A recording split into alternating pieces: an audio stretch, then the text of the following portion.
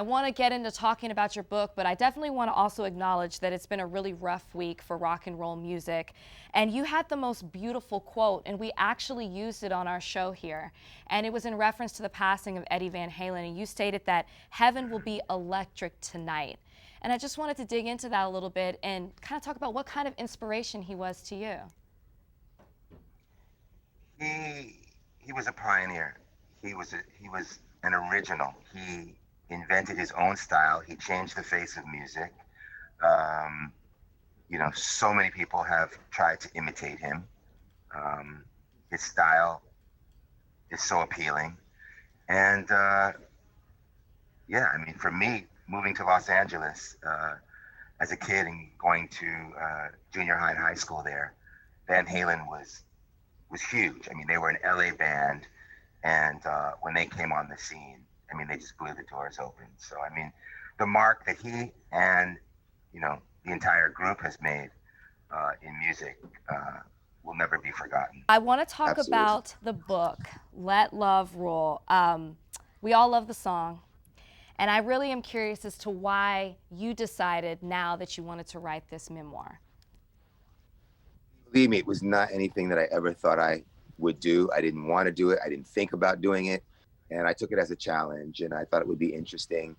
But it took a while to get started. I worked on it for a couple of years, and here it is. And I'm glad that I did it because it's turned out to be the most amazing therapy I've ever had. You dedicate the book to your mother, and it's very evident the love yes. that you have for your mother in the book.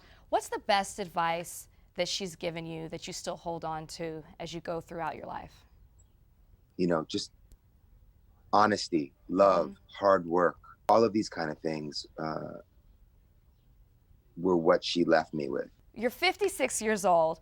You are gracing the cover of Men's Health magazine, and you look absolutely fantastic. I'm going to ask the obvious question that so many people here want to know.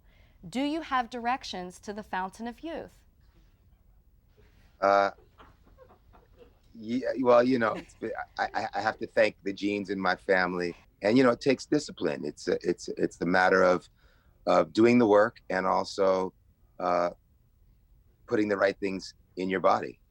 Yeah. You know, I do everything naturally and organically, and it works for me.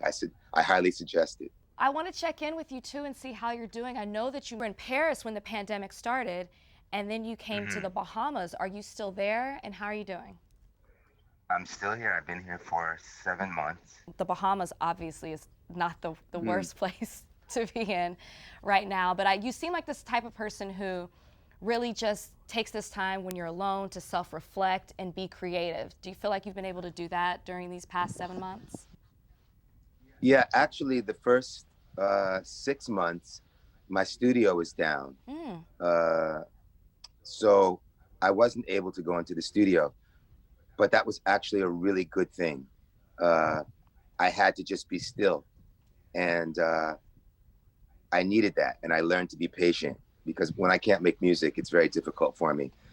But I had to just live in the present. And the last 3 weeks, I've been back in the studio, and you know, all of these things are coming out. So I'm really excited to be making new music again. Thank you for watching. If you want more extra, hit the subscribe button and the bell so you'll never miss a video.